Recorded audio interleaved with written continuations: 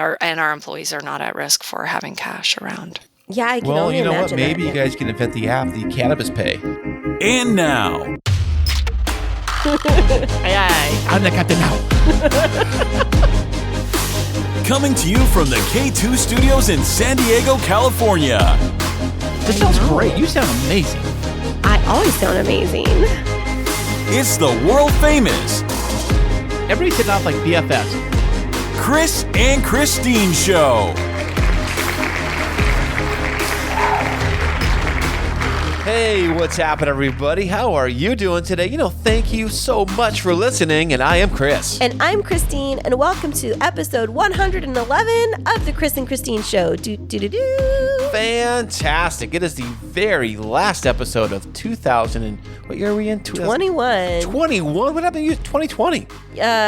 Well, 2020 decided to get a year older and it became 2021. And now we're entering into the terrible twos. Hopefully it's not the terrible twos heading into 2022. I heard somewhere someone said that if you say 2022, it's like saying 2020. Also. Yes. Yes, it's 2020 all over again. Yeah, we are not going to see the sequel of 2020. I will refuse to participate in that. Well, this is very exciting. We just had Christmas this weekend. Well, we just had it today with our boys, actually, this morning. That's right, because they weren't all here with us on Christmas. Christmas Day. Officially on Christmas Day. Yeah. They came over later. Jacob and Mason did. And we just got Ezekiel yesterday. Yeah, he just flew in. No, he didn't flew in. You drove to pick him up. No, it was not flying. It definitely was not flying. Yeah, it's crazy. Driving halfway. You said the prices for airfare was like crazy expensive the day after Christmas. Yeah, for a one-way ticket. It's a 43-minute flight. It was going to be $500 just for one leg of it. No way. Yeah, so his father and I decided to drive up and meet at the halfway point to exchange him. And so it worked out better because he wanted to be able to bring his Christmas presents down and they were wrapped already. And so he was happy. It took us a long time. It was a long day, but it was totally worth it. And the boys have asked us to recap our family Christmas from this morning. Oh, really? So this morning, being that it is, what day is it? Monday? The 27th? It's the 27th Monday as we record this. So 2 days after the official calendar day of Christmas. Now, but Ezekiel, today is the official Smith family Christmas. Right. So Ezekiel actually... He was here this morning. Actually, he was here yesterday. So we had my family over, my sister, my mom and dad, and we all came over to the house last night and did our whole family dinner and family gift exchange. Yeah. That being Sunday night. Now, today being Monday, so Monday morning. Well, okay, so we have to back up just a little bit. Before. Okay, because not backing up to before your story, but back up to last year when all three boys were waking up at a different household on Christmas morning. They were very, very worried that they weren't going to be able to see what Santa Claus had left them. And so they asked last year if we could write a note to Santa and ask him to delay by a day or two and come on a separate day, just because we have different households. And so, we have Santa's a fan of the K2 show. We have him on the hotline. He is. He writes it all the time. Yeah, he does. And so, we just all called in old Chris Kringle and we said, we add another couple of K's to it, Chris Kringle and Chris and Christine. Okay. I don't know. We just asked about triple K's here. No, quadruple. No. Okay. So we just asked Santa, could you just delay your visit just a little bit? He was happy to oblige us. He was fine to circle back after he, worked off those cookies. And so last year, Santa had a little bit of a delayed visit. And so the boys asked again if they could wait to have Santa arrive at our house until all three of them could wake up at the house together. And Santa was happy to oblige again this year. So this morning, being that it is Monday, all three children woke up and they went downstairs. And what did they find? They found their presents laid out there from Santa Claus right there on the carpet by the couch. Yes, they did. They had their stockings and they had their goodies. And Jacob and Mason got to open their presents from you and I on Christmas afternoon, but we held off on them opening any of the presents that Zeke had given them. Their presents that they'd given to Zeke and the presents we'd given to Zeke were all just sitting there. And so this morning, after they got to go through what Santa brought for them, we let them open the remainder of the gifts and 2 special sets of Gem Boys presents, huh? Oh, you talk about their basketball shoes and their outfits and their backpacks and all. No, that was from Santa. Oh, I'm sorry. I'm confused They here. they got a pair of Nikes, which we got. Santa got a great deal on. She sure did. Santa knows where the outlets are at. And then the boys, we gave them a Gem Boys group gift, and they were very excited that they got a little movie projector and not a little, well, it is a little movie projector, but a big screen. It's like 75 inches, so they could do outdoor movies. And then they got a big gift from us. What did they get, Chris? A real big gift. You know, one thing we like to give our kids is more than just physical objects, is to have experiences. Yep. And, you know, although I am not the best traveler in the world, I'm more of a homebody. I do like staying home, and, you know, I travel in small little spurts and stuff. But this is probably going to be the furthest place I've ever traveled to my entire life. Seriously? Yeah, I'm dead serious. Oh, I didn't realize that. Hawaii isn't that far from here. You're right. This will be the furthest I've ever left this house in my entire life ever. Okay, where are we taking the kids? We're going to Miami, Florida. And from there, we're hopping on a little tugboat, the Titanic. No. And we are sailing down to the Bahamas to a private island that I have rented out for us. Okay, scratch that part. Not a private island. Well, it's privately owned by the cruise company. Right. We're going on a cruise down the Bahamas, and Mason, our little one, has always wanted to go to the Bahamas. He is like, I've always wanted to go to the Bahamas. And they love, all 3 of them have been on a cruise before. They all have. Yeah, they have. And I have, and you have. So we've all been on a cruise before. So we're kind of experienced what that's like. Yep. But this is the first time for me ever going that far south into Florida and going down like that. And we're going next summer. It'll be this summer, because it's coming up this summer. Okay, right, yeah. Yeah, so in July, we try to plan a different trip each year. And last year we did a road trip. And the year before we did a road trip. And so we figured, our boys are getting really used to traveling together, and they do a real good job of navigating. Jacob and Mason and Zeke went with me to Seattle for several days, and they did a really great job of navigating through security and following directions. And so we figured, like, okay, let's take this chance. And we just happened to score a really great Black Friday deal. Ooh, those Black Friday deals, you gotta hook them up. Definitely. So the boys were very excited about that. They were very excited about their gifts. And it's interesting how each one of them had like different things that they wanted this year. I mean, Zeke was really wanting like football gear to be able to, even though he's not on a team, to just kind of like practice with, and like just get used to actually having the gear on him. Even though if you say one day maybe he wants to go try out for the football team or something, he's like, I don't put the gear on. So he'd be like, go in the locker room, put all the gear on like he's a pro. Yeah, definitely. We got him like an agility set and football pads, and then he used some of his Christmas money to go and get some extra football stuff from Dick's Sporting Goods. And then Jacob's big thing was like gaming stuff, huh? Yeah, Jacob and Mason are really into like Xbox, and they got those Nintendo Switches now they like to play with, and the video games. And it was so funny today. I took Mason to the mall, and he used his gift card at GameStop. And he was just shy about $40 on his game he wanted to buy. I said, Mason, don't worry about it. I'll get it for you. You use your gift card, and then I'll pay the difference. But when we get home, you get in your wallet, and you give me the difference. And he did do that. He does. He's been a really good saver. He has a good chunk of money put away, and he got Christmas money, too, from his grandparents. Yeah, but you get him in a store of stuff he wants, that money's gone. Yeah. It's out. But he was really excited about that. So Jacob got this really cool Xbox controller he wanted, and both Jacob and Mason got gaming chairs, which they're so excited about. Oh, yeah. It took me forever to put one. I put Jacob's chair together. It took me like better half of the day putting together his gaming chair. And then once I figured out how to put that chair, I was like pretty much taking a break for a while.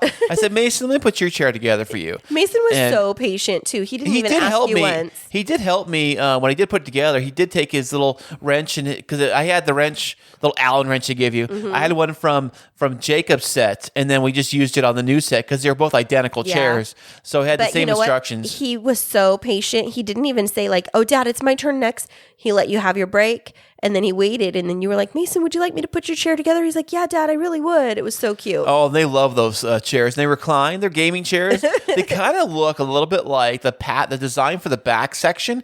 It looks like a racing seat you see like in a race car. That's what I thought when I saw them. I was And like, it did say racer something on the pillow part, on the top part where your head would be, headrest. Yeah? It said racer something or whatever. So they are like racer gaming chairs. I don't know. "That's cool. Hey, it's what the kids wanted." And And this janky chair I'm sitting in right now, my goodness, this is Jacob. I'm actually sitting in Jacob's old desk chair. And why are you sitting in his old desk chair? Where are we podcasting from today? Today, because Ezekiel is living in the downstairs studio. In his bedroom. In his bedroom, which is kind of a mess right now.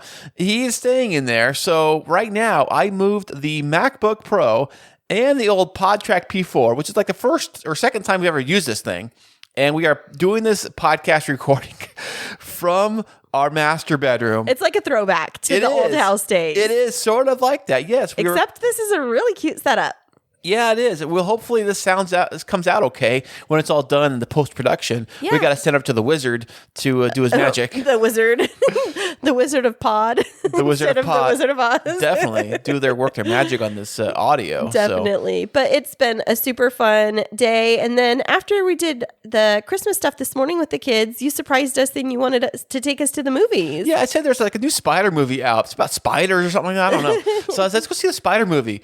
Hope it's not too scary. Is it about tarantulas? I think so. Tarantula Man? And this guy, he took us out. This guy, he's actually a kid, but they call him a man. I don't know why. But he got bit by a spider, and he has these magical powers, and he can like do crazy things. That sounds like a children's story gone wrong. It kind of is, really. And then there's another wizard with he's like spells and casting wizard stuff, and he's wizard guy, and then like the other kid that's like spider guy, he like goes talk to the wizard guy, says, "Man, everybody knows I'm Spider-Man. Can you like help me erase that?" No, spoiler alert. And he's like, "Here's what you do: you get a few shots of tequila, and then you don't worry about it." Family-friendly podcast, Chris. Well, we did go and see Spider-Man today. We took the kids out to lunch at the good old In-N-Out Burger. Oh, my favorite. I told Christine today at In-N-Out, I said, you know what? In-N-Out's never done me wrong, and I would love to own an In-N-Out Burger. Oh my gosh. And then you started reciting all of these statistics about In-N-Out Burger and their pay grade. Hey, I'm a fan. What can I say? And their growth trajectory and everything. And you were like, "I've studied them probably more than anybody else you've ever met." And then you started reciting all these facts. And I was like, he's dead serious. Like, he really wants to open an In-N-Out Burger. I know. And you said today that In-N-Out, like, no matter where you open one, they do not. They don't disappoint. I think it's a moneymaker from day one. It's like a cash cow. I don't understand why, because it's like little kind of flimsy patties. How dare you? Flimsy patties. How dare you? The fries are just like, No, they're the best. No, they are not. I think they're better than McDonald's. I said it, meant it. Well, I guess in terms of fast food, they're pretty decent. I mean, they're all right. My favorite fries from a restaurant, though, are from Red Robin. Hands down, steak fries. Red Robin, they've got a few choices of fries. Nope. They got like Steak fries. They got steak fries. They got sweet potato fries. Those are not real fries. Do they have? They're sweet potato Blasphemy. vegetable straws. No, I call McDonald's fries a salty salt sticks. Yum, yum, yum, yum. Salt. No, soggy salt sticks. I call it. No. Yeah. See, you're just. When I get them, they're soggy. They're salty. It's because you don't ask for them hot. Oh, excuse me. At In-N-Out, they just kind of taste like paper. No, they do not. How dare you? This is the great debate. This is what we do in our relationship. The great fry debate. You're either a McDonald's fry person. You know what's or funny? An Have you In-N-Out ever burger. seen a McDonald's actually cut a potato? They even have potatoes at McDonald's? Yes. Never. I've seen They them. frozen bags of the freezer. They just dump in the fryer. Call it a day. And I think that In-N-Out, it's all fake. I think that it's all fake potato cutters. And Robots like they have at Disneyland no, and Pirates it's of the just Caribbean? it's like a pretend. It's like a hologram to make you think that they're cutting it all. Oh, well, whatever. Hey, you know what's funny about In-N-Out? Speaking of which, In-N-Out, What? is that if you get trained at In-N-Out as a new hire, you are trained to do every single task at the whole restaurant, from cleaning to cooking to the register to the milkshake man to whatever it is you got to do. The milkshake man. Yeah. My kind of person. Well, the funny thing is, like at some of these restaurants, you get trained on the fryer or trained to. Brings all the boys to the yard. Well, thanks, babe. But as in In-N-Out, you do get trained on everything. So that's why you do see a guy working the grill. He'll jump onto the register, and somebody in the register will jump onto the grill, and they'll bounce around. And they have so many people working there; it's crazy. Yeah, well, I guess that's like the true meaning of teamwork is like being able to. And they're so nice too, by the way. Well, I think that Chick-fil-A people are nicer. Really? You know what I heard? If you beat them to saying "my pleasure," that they have to give you your food for free. Who? Which? At Chick-fil-A? Really? Because they always say, but only I heard it only works on Sundays. They're closed on Sundays. Okay, speaking of Chick-fil-A, before we go on, is I have to say, yesterday I was driving Zeke home and it had been such a long trip, and I was like, I really want one of the Chick-fil-A peppermint chip shakes. They have these peppermint chocolate chip shakes. And I was like driving Zeke home and I was like, all I want is this. All I want is a peppermint chip shake. And then I was like looking the whole way home for Chick-fil-A. I'm like looking. And then I see one and I'm like, why are all their cones out and it's empty? And I was like, darn it, it's Sunday. Well, so disappointed. It is so disappointing. And you know what? I'm probably going to end up going like tonight and then come to find out they probably stopped selling the peppermint chip shakes on Christmas Day when they're closed. That would be my Are they luck. closed on Christmas Day? Yeah. Okay. They closed early on Christmas Eve. They're closed on Christmas Day. They were closed on Sunday. So their employees got like a full weekend off with their family for the holiday. Well, do you have the munchies now or what? No, I don't. But speaking of the munchies, on this week's episode of the podcast, we have a fabulous entrepreneur who is from the cannabis industry, and she has some great information separately about her new book related to everything dogs. Am I right, Chris? That's correct. We have a dog. Her name is Clover. Clover cannot join us today right now. She's taking a little nap because she ate too much. She got too excited. But we're going to have that fantastic interview coming up right after this. Hey, thank you so much for being a loyal listener of the Chris and Christine Show. And as that you are a loyal listener, we have a very fun opportunity for you to get involved with the show. Ooh, tell me more. If you like to get exclusive content you can't get anywhere else and to receive free merchandise shipped to you every single month, ooh, I want that. Then head over to patreon.com/The Chris and Christine Show. That is patreon.com/The Chris and Christine Show. And welcome back, everybody. Today we have another fantastic VIP guest on the show. She is a corporate attorney, an entrepreneur, and most recently, an author. Welcome to the show, Kendra Clark.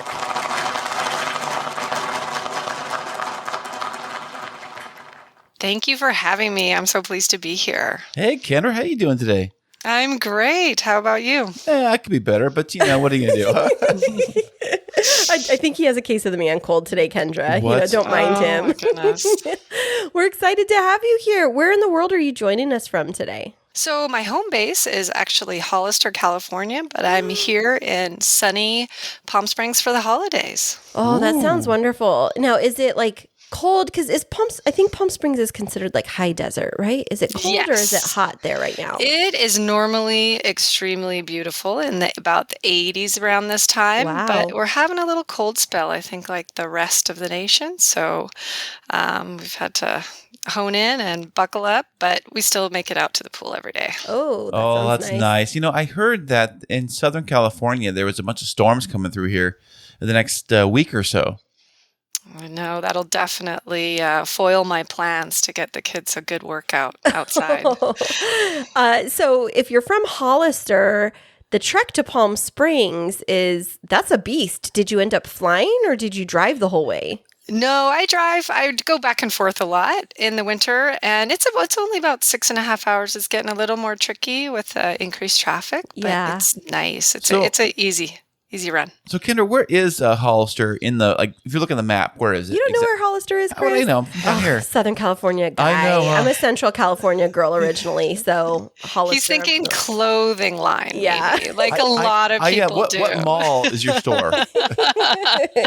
A lot of people think clothing line, but interestingly enough, the two are completely unrelated. Yeah, I would say. Although I think the town of Hollister becomes immediately less cool when you say that. So it's not on the beach? No, it is. It's close though. We're about 55 minutes to Carmel Beach and a bit closer to any others. So we live the best of both worlds, where we're a bit inland in a ranching community, while at the same time we can be on one of the best beaches in the world. Ooh, now Fantastic. Okay. I think I remember where Hollister is. I'm from originally the Fresno area, but yes. No.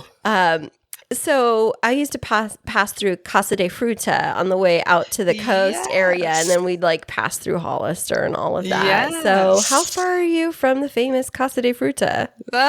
Probably only about 15 minutes. Yes. Chris has no idea what we're talking about. I have a question. Yes. What is the famous Casa de Fruta drink? No, it's the House of Fruit. It's a place where there's like all these dried nuts and dried fruits, and it's like there's like a rest area it's and not a like restaurant, a drink? and they have like buffalo burgers. No, but I think there's a billboard which people may recognize with like fruity wine descriptions coming from Casa de Fruta. Yeah. I don't know if Chris has ever driven through that area, but okay, so sounded like he had. So Hollister, what drew you there? Well, the weather. So the Central Coast is really fascinating, and then there's a whole bunch of microclimates, and your temperature can really vary within 10 miles or so by 20 degrees. Oh, wow. And so, so you could head out to the beach thinking that you're absolutely going to have a great sunny day, and it really won't be.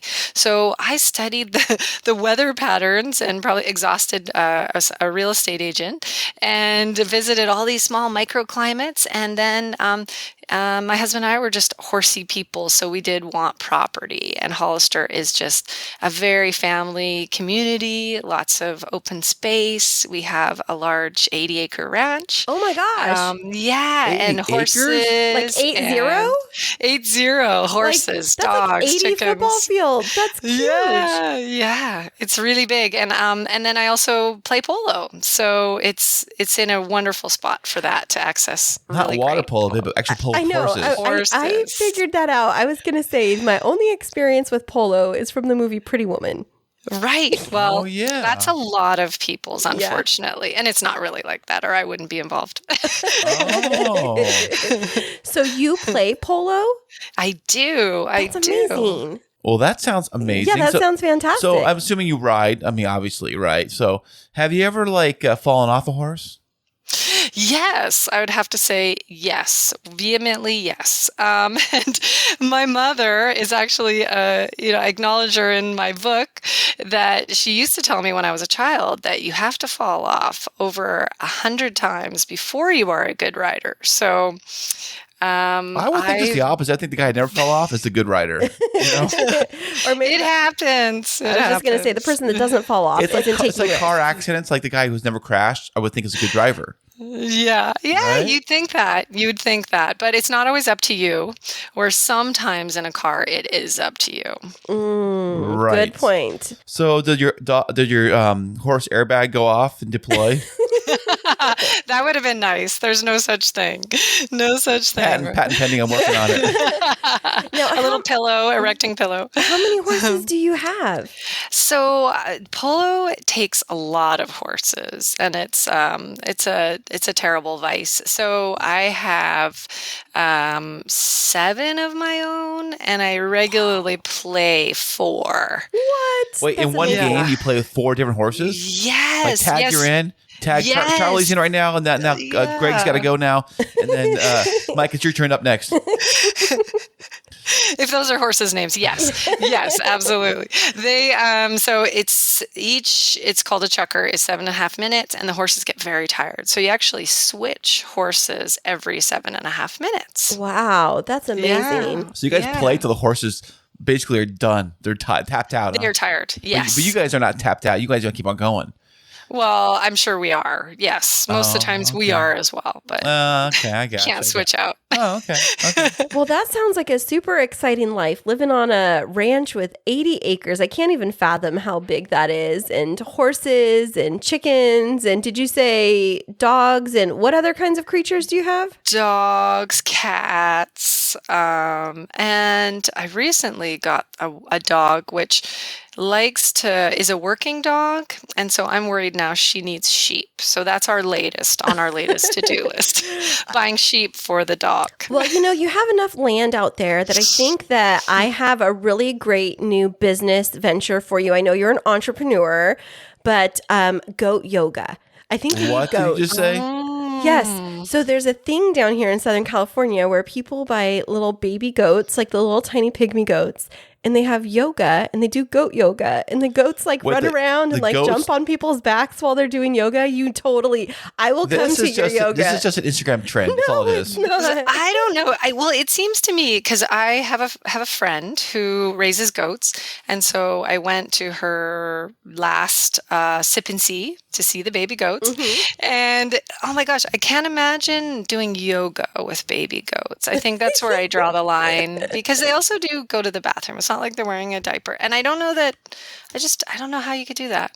Yeah. I think dog yoga would be better. So, Kendra, I take it that you love animals. I hope yes. so. I hope. Yes. Okay. Serious animal What lover. do you think draws people into loving animals more than human beings? Wow, that's a tough one. And it's interesting that you added the more in there. It's a thing. It is a thing, and you may be able to say that about me. Yeah. I think it's interesting. My dad always told me, because my parents really got into Great Danes after all the kids had left, and even bought their first minivan after they had no children living in the house. Oh, wow. For their dogs. And his claim always was that they don't talk back. Yeah, true. Which they bark a lot. They bark. That's not the whole story. No, for myself, I truly just, I love the company, the relationship, and not that, same with people. I don't think you could say I like animals more, but it's just really a fun lifestyle to have. Definitely. I love animals. I love dogs. I didn't think I was going to be such a dog person, but we have a puppy and she's 10 months old and she is just my favorite little thing. And there's nothing like my little puppy. I love her so much. Now you've intrigued me. So what type of puppy did you get? Okay, so she is a therapy dog. Only because you say she's a therapy dog. No, she really is. That's mean. She is a therapy dog. Okay. So her breed is specifically to support children on the autism spectrum and people with anxiety disorders. And so she's a bred dog from a breeder in Seattle, and they're called Habibi Bears. It's Habibi.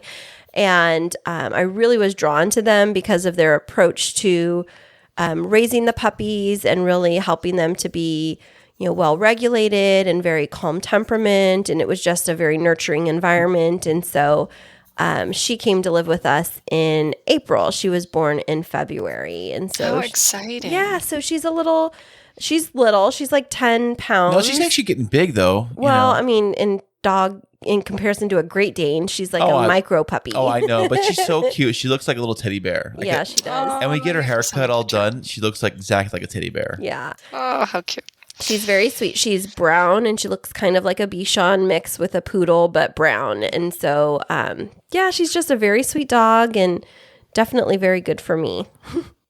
Oh, that's wonderful. I love hearing that. And isn't it amazing all the ways that animals can help us? Oh, for sure. And just I've been just researching a lot into the animal support world, and it's fascinating, PTSD and all the different ways. Yeah. And we're so lucky to have them. Definitely. I feel like my life has been so much better since I've had our little Clover bear.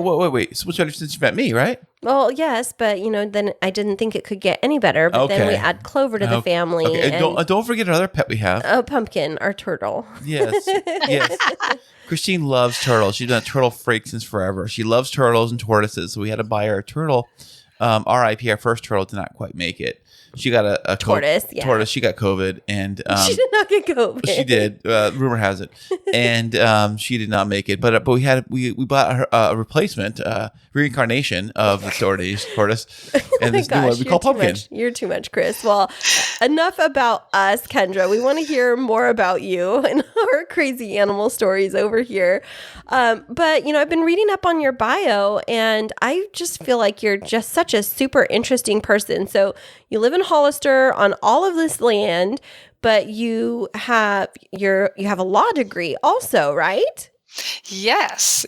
I practice law, and I have for over 20 years. It feels like 105 some days, but yes. And I'm fascinated by the law and think it was a really fun experience to get my law degree. It caused me to look at the world in a slightly different way. Post-graduating, and have worked with a lot of startups and different industries ever since. It's been fun. So what kind of lawyer are you? Like, what do you, was it family practice? Is it criminal? Is it, do you represent the animals? Do they want to hire you for something? I would love to do that. Right now, I work, I'm a corporate lawyer, so I work in-house for companies. And I got extremely fascinated with the cannabis industry and also the ways that cannabis is helping a lot of people from the medical side. Are you trying, like, far as corporate goes in cannabis, first thing I think of is people suing their companies for getting fired for smoking cannabis. That's the thing I think of. No. I mean, there's other people that do that. I don't go to court. I just try and navigate. So people that want to participate in the industry, like our company in particular that I'm employed by, I try to navigate the industry for them in a very compliant manner so that if people do want to experience it and rely on it for their medical needs, that they will be getting absolutely compliant product coming at them from a compliant company, and just trying to make sure that people's first experience or 100th experience is great.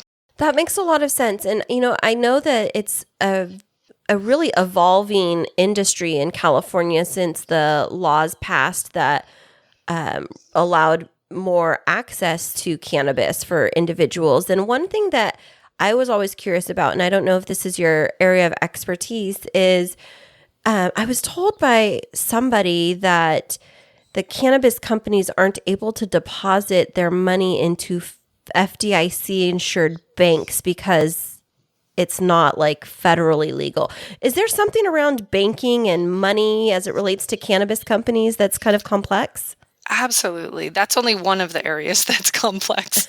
Pretty much navigating the world as a cannabis company is complex, but banking is especially. And so that's one of the things we pay extreme attention to, because obviously an increase in cash is directly related at times to an increase in crime or even a perceived having cash. And so, we really work hard on banking relationships, having legal banking, and navigating through that, so that there is not a lot of cash on hand, and our employees are not at risk for having cash around. Yeah, I can only imagine what? Maybe that. You guys can invent the app, the Cannabis Pay.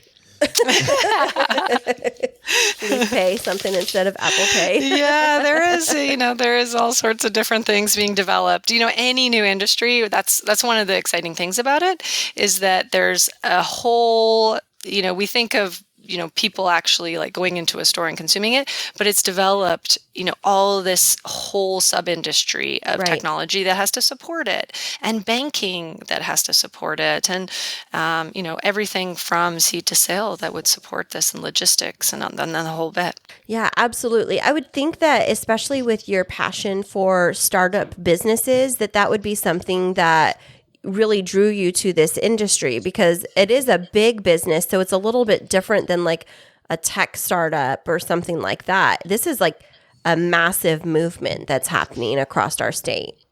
Yeah, and it's also brought, you are absolutely right, and it's also brought, a certain person with the ability that has a tolerance for risk, right. On the extreme, a tolerance for risk and being able to navigate this, because, theoretically, if the laws, if the enforcement actions change on a federal level, we could all be in trouble. Right. I mean, I think the ship has sailed, far beyond that at this point, but one does have to have a tolerance of risk and really believe in the good of what is happening in the industry and the changes for the better.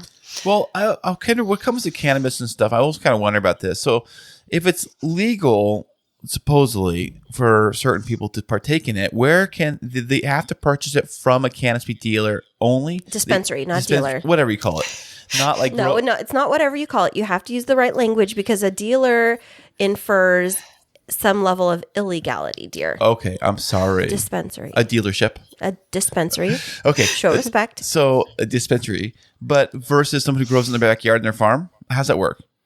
Yeah, so it's kind of interesting in several communities. So we have this various regulation structure in California. So that's really all I mostly know about.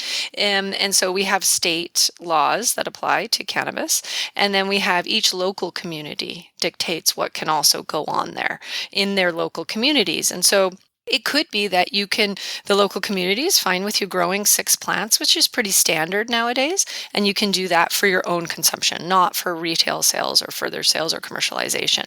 But at the same time, if you are going to be a licensed cannabis retailer, manufacturer, or distributor, it's an entire supply chain that has to be from a licensed entity. So you can't be a cultivator and grow and sell on a commercial scale unless you are licensed. And then it goes on. Then you have to use a licensed distributor. And you have to. So it all has to run through this. Then you have to, if it's further manufactured, like going into a vape pen or something, it would then have to go through a license. And then it's sold at a retail store that is licensed. So the entire supply chain has to be licensed. And that's the way the system functions right now. Do you think the price? I mean, I haven't bought cannabis in a long time. But, ever? Come on, okay. You're on the air. I want to know: are the prices better, or the quality better than, say, the guy in the street coming from Mexico?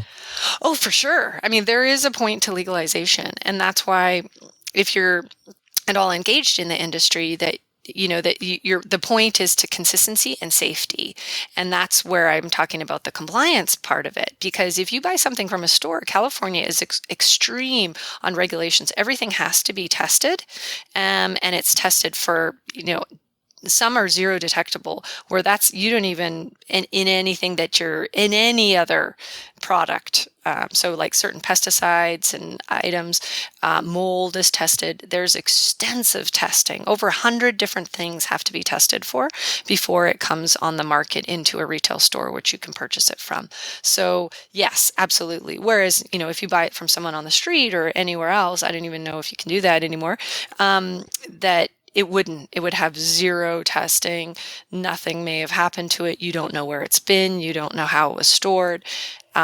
So yes, there is a point to all of this in the end.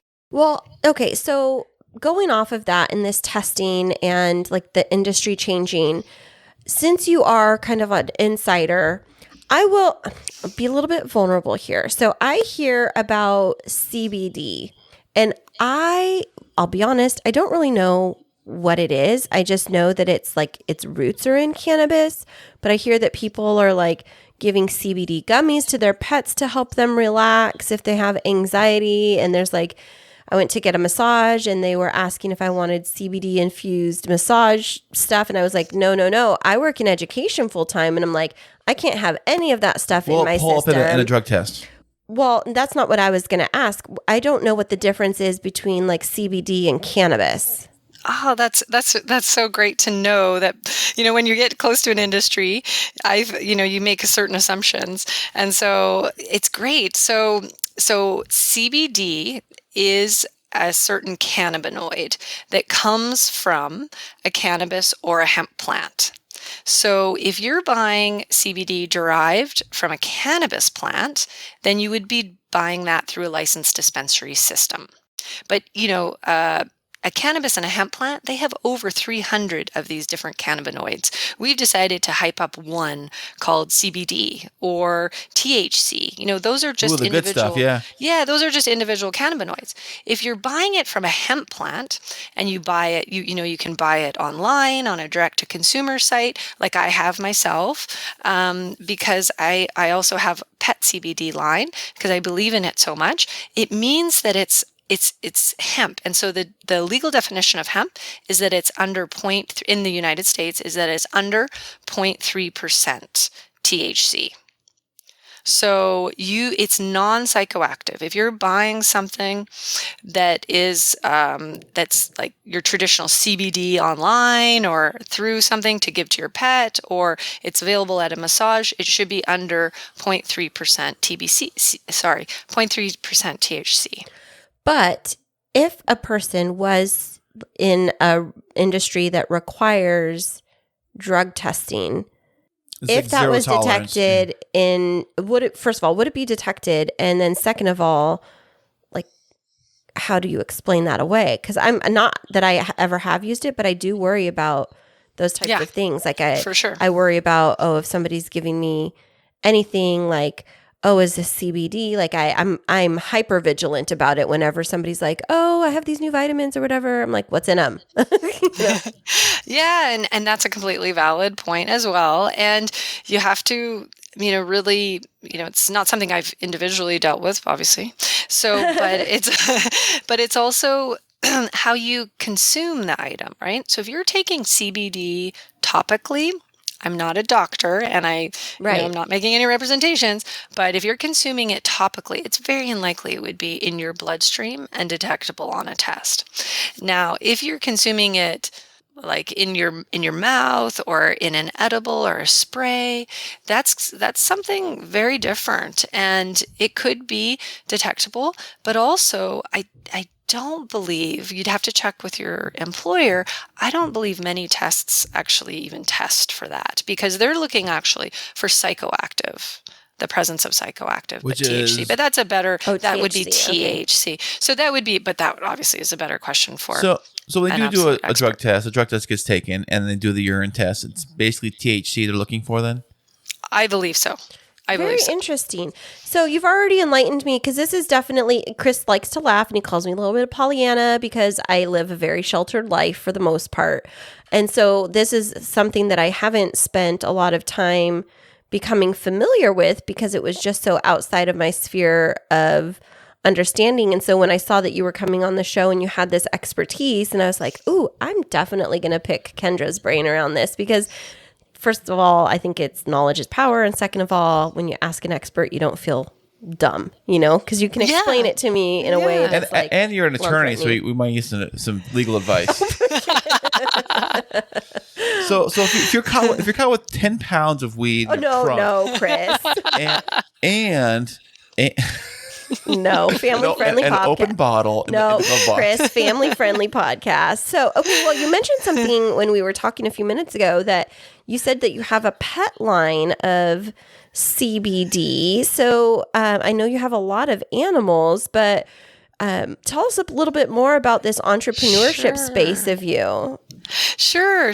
I would love to. I'm really passionate about CBD and all that it can do. I grew up with a father with epilepsy, and there's actually an approved drug that's based of CBD that actually has been found to control epilepsy. So I just think how my life could have been different.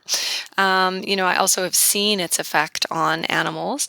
And as an attorney, I was just watching a lot of CBD companies come across my desk and going into this space. And what I also noticed was, it's so powerful, can be so beneficial for so many people and their pets, that they're really, we had to really bring something to the world that was quality. And I wanted to be a part of that. And so I did develop initially a people line, which I'm in the middle of just changing slightly and rebranding, but a pet line and I sell it under the Popular Pets at the Popular Pets website.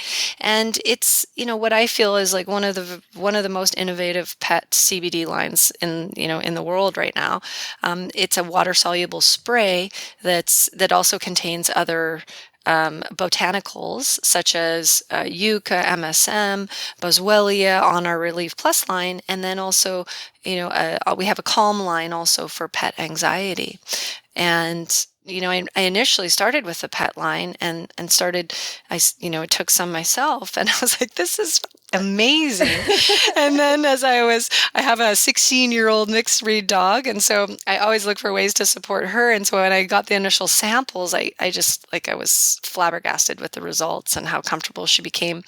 And so, I went forward with that, and then just have really worked hard to get it out there. There is a lot of regulation surrounding advertising, so CBD is very hard it's a hard world to be an entrepreneur in. It's not a traditional like e-commerce, just throw an ad on Facebook and get it out there. So you were talking about giving the supplements, or sorry, the CBD to your dog. What are the risks and the benefits of providing something like that to an animal?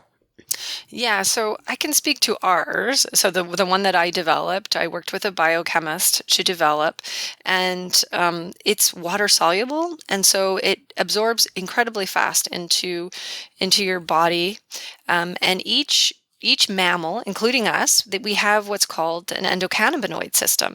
And when that's in balance, the body is what's referred to as being in balance. And so we have this receptor system throughout our body, and pain, inflammation, anxiety are, commonly thought of and researched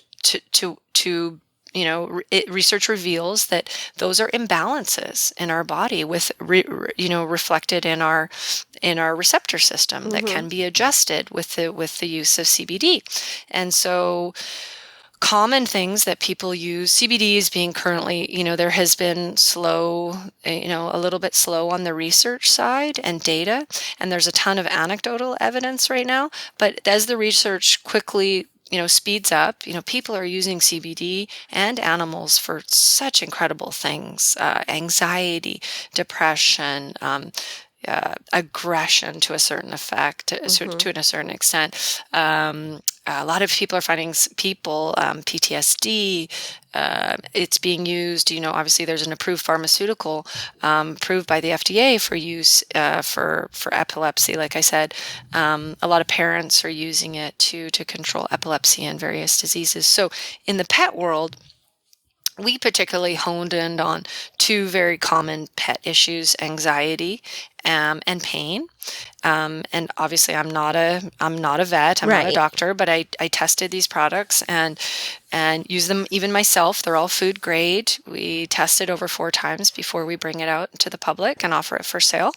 And we have, one really for calm and anxiety, like I said, which includes a proprietary blend of terpenes along with CBD. And they're both chicken flavored, and you just spray them into the mouth. And then we have a pain one that's meant to address and provide targeted pain relief with CBD, boswellia, MSM, and yucca. Kendra, how well do these treatments work with dogs that are typically aggressive animals, that are like, the dogs that typically say a pit bull? Yeah, would attack somebody, and they initially would put the animal down, for aggression and things like that. Would it help with something like this? I have a blog post, so I did a lot of research on this because it is such a serious issue. And I don't know that, aside from if the dog, it would depend on the cause of the aggression. Right? Yeah. Some dogs, are aggressive as a result of pain. They'll snap and bite because they're in pain. So in that case, I would say it would definitely be worth a try. If it's a behavioral issue, then, who knows if it's anxiety related. Some dogs are aggressive as a result of anxiety. And, that may be another aspect that's worth following up on.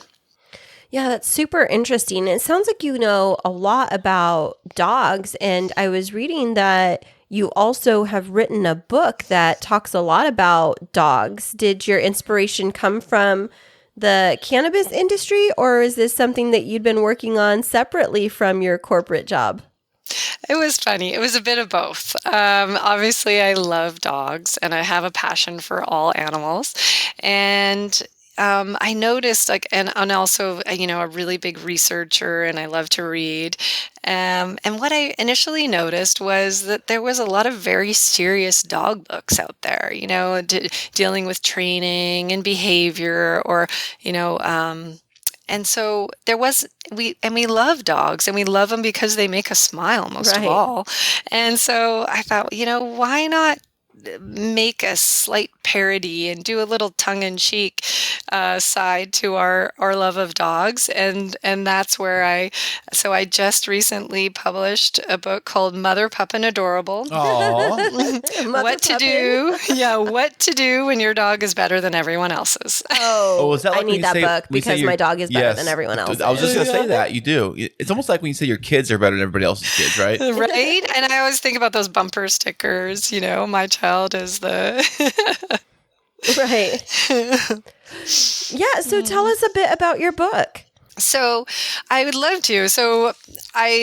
It was basically like when I started on the project, it was basically like getting pregnant, I always say, because I woke up at 4 a.m. and I just had all these ideas that I wanted to explore and write about, and it's very, very slowly formed into a book. And the intent was to really just point out the lighter side of having a pet. I talk about things like, naming, how to make your dog Insta famous, what to do when your dog is Insta famous, how to travel, celebrating holidays with your pet. Like costumes and stuff and all that good fun stuff? Yeah, absolutely. Well, we did get, I have a few little outfits for our Clover. And she hates it. No, she doesn't. She loves her sweater. I just got her a sweater. But the reindeer costume you got for her? I didn't get her a reindeer. I got her a unicorn.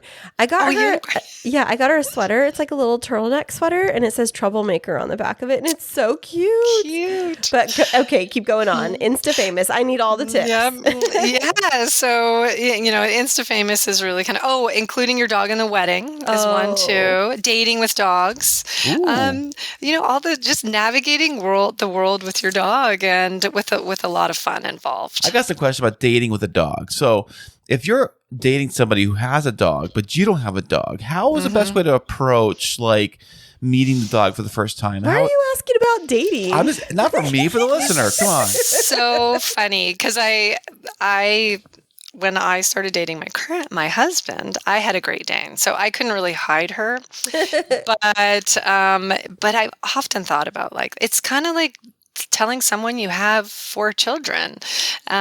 So yeah, it's definitely something that needs to be dealt with. And then, so I talk a lot about that and deal breakers, as well as do you put it on your dating profile? What to put on your dating profile about your dog? So yes, we talk about that a lot, but I think from my perspective, it's probably good to tell someone about your dog, maybe, and about how much they mean to you. Your dog means to you, right? Yeah, for sure. You were talking about, hold on, Chris, you were talking about including a dog in your wedding. I was going to tell you, it wasn't our dog because we didn't have our puppy yet, but when Chris and I got married a year ago, our flower girl / ring bearer was our tortoise. Perfect. She was in a remote controlled Bentley with a tutu on, and we had a little tiny metal suitcase that I bought that had all these little stamps from Paris and things like that, and we had the rings inside, and my niece used the remote control to and when I tell you our tortoise was our ring bearer, she was 3 inches long, 4 inches long. And so she was tiny, and she was literally sitting in the back seat of this remote control Bentley. So I totally get and I'm a wedding coordinator, wedding planner, so I see people like trying to incorporate animals, and it's just super fun, but it can also be super stressful if they don't think about all of the details. Yes. Well, I even had a story in the book about my friend who actually, she was responsible for bringing the dog to the wedding and forgot it. At the wedding? Her own dog? Yes, it was her son's dog, and he was getting married, and she forgot it. I get it. So, I mean, it can happen. There's a lot to think about on that big day, as you know. Well, I don't know if you know this, Kendra, but there is, because I'm on this like San Diego Weddings Facebook page because of my business in the wedding industry. There are professional dog handlers that will come to weddings and will basically be the chaperone for the dog, and basically like a dog walker. Like a babysitter, I guess. Yeah, it's like a babysitter at the wedding for the couple's animal to make sure they get down the aisle and that they do everything that they need to, and that they're calm and comfortable, and they even like sit with the dog at the reception. And take them home before they have too much champagne. Exactly. Yeah. It's like everybody needs that. Like, it's like, if you have a designated driver for like, your drunk friend, but instead it's your party pup. Totally. Yes, I did see that. I haven't known anyone that's used that. And so that's why there's been the resulting disasters that I'm aware of. But. Well, so we have this puppy that we were telling you about. We've had her for about 10 months, and we think she's Motherpuppin Adorable. And I think that she has the ability to become Insta-famous. So what tips would you give us on how to promote and make famous our Clover Bear? Well, first you got to ask Kendra this. How do you keep her from running away? Because she likes to play Catch Me If You Can. Is her favorite game to play around the house. She'll just like run. She doesn't come. She doesn't sit. She doesn't do anything you ask her to do. She runs around like a wild Indian, That's my fault. I trained her at first, and then I let it go. You have to ask someone else about behavior. I am definitely not the person. Although I think, having a well-trained dog will help in life, but I don't think that that is not in this book at all. See, this is why I was saying, Chris, stay away from all that. She didn't want the serious. I want the other stuff. Like, I want to know, like, how do I get Clover to be so famous that we're getting like private sponsorships from Louis Vuitton for her to have like her own Louis Vuitton dog carrying case. Influencer. I think it's possible. Yes, a dog influencer. Yes, right? There is such a thing. Well, first I would say read the book. No. No, but you know what actually the first thing is choosing the right handle. Oh. So for the animal? Yeah. You just put Clover? You can't just put Clover. What would you put? Like cute puppy 101? Not cute puppy. That's like so janky. I know. So janky. We'd be like, she's your lucky Clover or something like that. Yeah, lucky Clover. Exactly. And not too long. No dots or spaces. So it's easy, memorable because you have to tell everybody what her handle is when you're out and about. So yeah, you'll think of something. All right. Clover will get her own Instagram page. I know. She's gonna, she has to. She'll be Insta-famous. Yes. Oh. She has to have her own, and then her bio, right, is gonna be next. And Oh. so, That'd be so cute. Yeah. I just thought about this. Clover likes to bark, right? Yeah. We'll videotape her barking, and then we'll do subtitles of what really she's saying. For sure.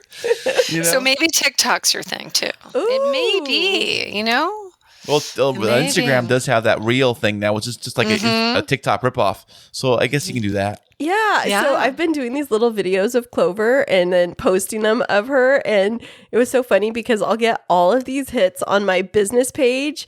And like people won't be liking my regular wedding post, but the minute that I put Clover up there and it's like a little baby's voice, it's like, I'm mommy's baby. And she's like sitting next to me. Yes, it amps it up. It does. Yeah, it does. There was this other video that I did. I haven't posted it yet of her, but it's so funny where I'm talking with her and she's like barking back at me and like shaking her head when I say no. That's where the subtitles come in. I know. It's so funny. We're going to do this. Clover is going to be our golden ticket. Like, for sure. She's going to take it all the way feel to the it. bank. I can feel it. And you guys are so creative. You're already coming up with great ideas. I know we so are. Hey, Kendra, I got to ask you a very serious question about dogs. Though, something that comes up a lot recently, and over the last 10 years or so, it's really kind of changed the industry here. Is that what is your thoughts on emotional support animals for flights? Oh, that's interesting because I am, researching the issue right now, and it's my understanding that emotional support dogs are allowed on flights at this time, with, as long as they are like support animals, service dogs. Right. Yeah, and they've actually removed one of the requirements in the law where emotional support dogs were treated differently. So, hey, if emotional support dog was sitting beside me, I'd feel emotionally supported. Okay, I know that there was for a while it wasn't like a free for all. Like you just had to get a note from your doctor and like whatever, and you like bring your support chicken on there if you wanted to. Yeah, and I think there was some bad experiences. Like someone bought a famous one was a lady bought a parrot on. Nice. That really caused a ruckus. And so, when stuff like that happens, things get tightened up. Yeah. No, but there was actually a really big case of a lady that had her peacock. It was an emotional support peacock, and she bought it a seat and Paid for wanted a ticket for that thing? Yeah, and wanted it to like sit next to her. And it's like a famous, like, I don't know if she was a comedian or it was like she was a performer and took her bird everywhere with her, but it caused a lot of issues. And I know the first time that I went to fly, I had to fly home with Clover from Seattle.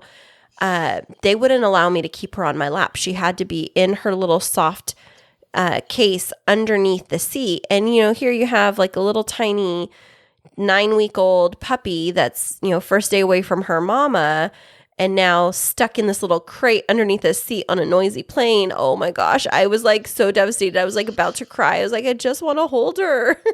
Oh, so you wanted to be her emotional support at that time. Yeah, I wanted to be her emotional support. Yeah, and another thing is size. Right, So, like a Great Dane could not be emotional support. Yes, well, they can. There's no restrictions on size, but you Really? may have to purchase the seat next to you. No way.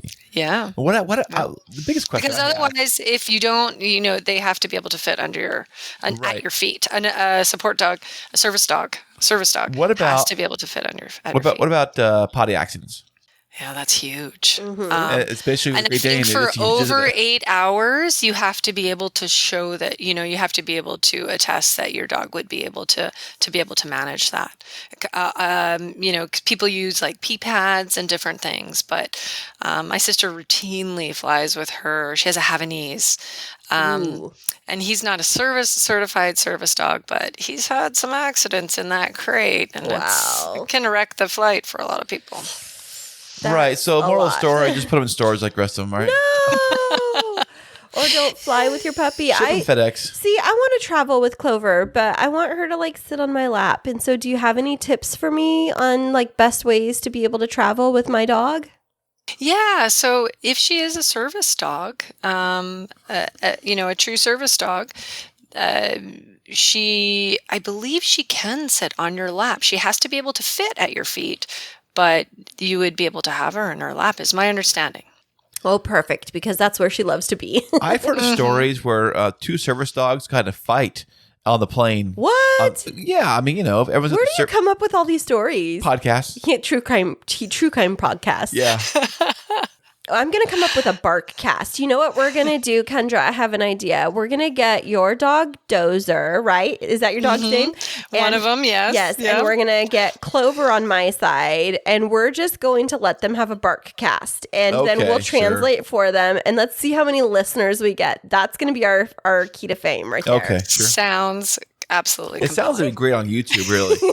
You can see them like talking, like one on one screen, one on the other, like a Zoom thing, and get them going, and like that have would be the better. subtitles. That would necessitate video with the audio, because I think just listening to dogs bark probably would not be as enticing. Well, you have to have the translator. Exactly, the thing. but that's Kendra and I, because we speak fluent dog. Of course, you do. right. Yes. Yeah, we can read the Apparently, 60% of the world, there's a study, actually believe they can speak to their dog. Well, I talk to my dog and I think she listens to me. But, yes. If she doesn't really, I don't need to know that. We're just, going to pretend.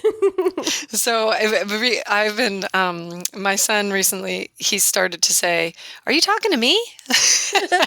No. Talking to the dog. Now, so Motherpuppin Adorable, your book about dogs and living with your puppies. Where can people find it, and who's your target audience? Yeah, so my target audience is anyone that has a love of dogs and would like to, have a little laugh. And you can find it at wherever any large book retailer. It's on Amazon. Type in Motherpuppin Adorable and you'll find it. And also you can be directed there from our website, thepopularpets.com. Ooh, fantastic. I was perusing your website. It's like all about pets and dogs. It looks like it's mostly focused around dogs, I would say. Yes. Okay. One day we'll expand. Yeah, nothing wrong with that. That's okay. For now, you can just keep the horses on the ranch and the pups on the webpage, right? There you go. Yeah. Awesome. Well, I looked it up on Amazon, so it's definitely a super easy title to find. And I was looking through your bio and kind of perusing through the book, and I'm definitely going to get my copy. If our friends and listeners would like an autographed copy, how can they get a hold of that? Oh my goodness. Drop me a line at hellopopularpets at gmail.com, and I'll be happy to help anyone with that. Ooh, fantastic. Awesome. Well, Kendra, we really appreciate you being on the show today. Any last tips that you'd like to leave for our listeners related to how to make their dogs famous? How to make their dogs famous? Have fun with them. People love fun, and having fun with our pets is just a great way to be famous. And to just make life better, right? Right. Well, thanks so much for being with us today, Kendra. And we wish you all of the best of luck as you're promoting your book. Thank you both for having me and for your listeners spending some time of their day with us. Hey there, K2 crew. We love having you as our loyal listeners. To keep up to date with what's happening behind the scenes, check us out on social media. Yeah, you can find us on Instagram and Twitter. And don't forget to follow our Facebook page. Yeah, tag us in your favorite fun stories, and guess what? You might just end up on the show. Ooh. Wow, Kendra was so awesome coming on the show today. It was so nice for her to stop on by. Yeah, she definitely was really informative. And what's so funny is that I hadn't even thought about this before her interview, is having pet Instagrams. And I have to tell you, Zeke and I, when we were driving back from Magic Mountain, where I met his dad, to drive him home, I was coming up on Camp Pendleton, and I was passing this car, and I saw this beautiful German Shepherd. We were caught in traffic, so the German Shepherd had its face out the window in the back, like, passenger seat, and then in the window right next to the dog, it had its Instagram handle, and it had the dog's Instagram handle? It had a sticker with the photo of the dog and its Instagram handle. I think it was Yankee Von Doodle or something like that. Really? Yankee Von Doodle. Shout out. Like Yankee Doodle, but Yankee Von Doodle, I think is what it was. And I was like, oh my gosh, this is totally what Kendra was talking about, like trying to help your dogfluencer become a little bit more famous. Well, I think maybe we should get little Clover her own Instagram page. And you know what? After today, I think so. She was so funny. We brought her in from the walk, and because we took her for a walk, you and I today. When I brought her in, because she had her cute little pink sweater on, and I was like, I had my back turned, and I was leading her over to her playpen, and I said, Clover, come, you want to go in your playpen? And then all of a sudden it was like hard to pull the leash. And I was like, where is she? And I looked around, turned around, looked at her, and she's like laying completely sprawled out on the ground. Oh no. And I was like, what is going on right now? And so then she like got up and was like kind of sniffing around. And then again, I was like, okay, Clover, it's time to go in your playpen. And then she just flat out again. She's like, no, absolutely not. That's not happening. And then I said, Clover, you don't want to go in your playpen? And she like looked the opposite direction from me. I was like, you little puppy have quite the personality. You gave me a little bit of freedom, Mom. Come on now. She totally has this little attitude / personality. I think she's becoming like a preteen or a teenager. Really? Well, yeah. Didn't you say she actually, all seriousness here, she did go into her first heat? Yeah. We won't get into all those details. Well, I'm just saying that. Usually it happens when you like start to develop more from like a baby into like a full dog? Too much. But, it's interesting because I have been a little bit more in tune the more that I've been home, especially around the holidays, to Clover's personality. And I think that I used to just view her as like a puppy, but now she's like I don't know. She has like this amazing little personality and she's so cute and lovey. And sometimes she still plays hard to get. All girls do. They do in that same age. Except we've bonded. So she's part of my girl gang. Oh, I see how it is. Yeah, my squad sister. So going into 2022, do you have any New Year's resolutions you want to? I want to be a better dog mom and a momager, kind of like Kris Jenner, a little bit more like marketing the Kardashian sisters, but mine will be like the Dogdashians. Okay, yeah. So Clover, Chloe, she fits right in. Of course, yeah. And I'm Christine, so why not? Sure, I could be a good momager. Totally. Yeah, I agree. Yeah, 100%. So, actually, I've been testing out a couple of little like reels and stories with Clover on them, and people love them. I think that they just think she's adorable. Oh, I think a lot of dog reels. By the way, I posted a lot of dog reels to our Instagram page, by the way. You can find us at K2 Show San Diego. I think that's what it is, right? Yeah, K2 Show San Diego. On our Instagram, and I post whatever. If I see a cute dog reel on stories or reels. You send them to me in messages all the time. I post them onto the feed. I'm like, check out this cute, adorable thing, so I do stuff like that. Even dogs that look like Clover, I'll post in there. People I know. Oh my gosh, there's that one that you posted of the dog with the Starbucks cup that totally looks like Clover. And do you see the one I mocked up the cup? I put Clover's name on the cup. I even curved it a little bit so it looked like it was written on the cup. Written, I know. You're such a dork. Clover's her own Starbucks cup. How adorable. Well, speaking of Starbucks, Clover does love a good puppuccino. I do too. It's about sugar and frosting, right? It's just whipped cream. It's just like, I don't know, fluffed up milk, but she loves it. And so, no real resolutions for this year other than to just, try to be the best wife, best dog mom, best real mom that I can be and grow my business. I love a good New Year's Eve. I love New Year. I love New Year's Day, I should say. I always like looking into the future. Like, it feels like a big reset on the crappy whatever you just experienced. That's kind of what... not saying it was all bad. I'm just saying that, like, it's always a fresh restart, which we really don't really get in life that often. So you think about New Year's Day, I always think it's always a brand new start to doing everything all over, even though, it kind of really isn't if you think about it in the long run. But it makes, and I don't really do New Year's resolutions that much because I know I always break them and, Well, is this our second pandemic New Year's? When was the first one? 2020, right? Or 2021? No. Or 2020? Because no, okay. So this would be the second, like, New Year's Eve, you're saying? Like, yes. Like we're going into a new year with new hopes? We're going to a second New Year's having COVID really being rampant.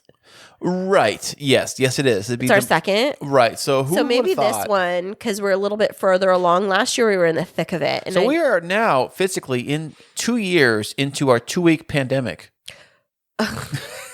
Not quite. I think March was really when it really peaked, but we're getting close. And, in all seriousness, I know that the last 2 years, almost 2 years, 22 months have been, a roller coaster, and we're all experiencing it again with the Omicron variant coming out. But in all reality, like, my resolution, if any, is to keep holding my loved ones close and to stay healthy and to just try and live the best life that I can, because that's all that I can do.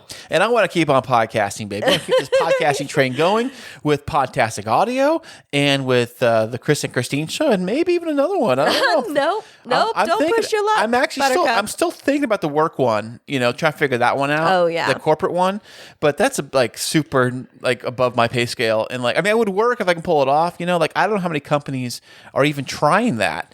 Because you think about all the drivers that are out there on the road that could easily listen to a podcast from their own company, right? Geared around training that they would listen to, that they would use, but they're physically not constrained in an office. They're in the truck doing their job. You know what? I was just thinking of something. You were pushing me to get that tough shed to have for the Christine Smith Designs to do all my floral designs. You should build a tough shed to be a full podcasting studio. Oh my goodness! You could Don't tease me now. Guests. Oh, are you kidding me? Yeah, if you could, Well, if you could do podcasting full time. You know, I fly all the guests in here as it is. I know. Oh, I know. I fly them all down here first class on a private jet. I know. And they come down here. But as I was saying before you cut me off, wouldn't it be amazing if you can make this your full-time bread and butter, and we could actually build you an on-site studio? We have the land for it now. Wow. That would be amazing. It would be amazing. Let's put that out there and manifest it. Yes. So if you want to drop us some coin, help us get this funded, you go to GoFundMe and my wallet. It's called you can GoFundMe to my wallet directly. No, you can go to Patreon and become a patron and be in the know about new up and coming content and projects, and help fund the fund for the next upcoming year and see where else we can take this fun project. That's right. Because who would have thought that this little podcasting adventure that we're doing right now, who would have thought that this little fun hey, you want to try podcasting for fun? And here we are today. Here we are. 100, I don't know how many episodes we got into. 111. And then don't forget bonus episodes and other stuff too. Yep, so, but we have successfully finished 111 full-length episodes. We're going to high five from across the room. Pow. We're going to close the lid on 2021, and we're going to toast to 2022. And if you want to find out more about the Chris and Christine Show, you always go to the website. That is www.chrisandchristineshow.com. And we'll see you back here next year.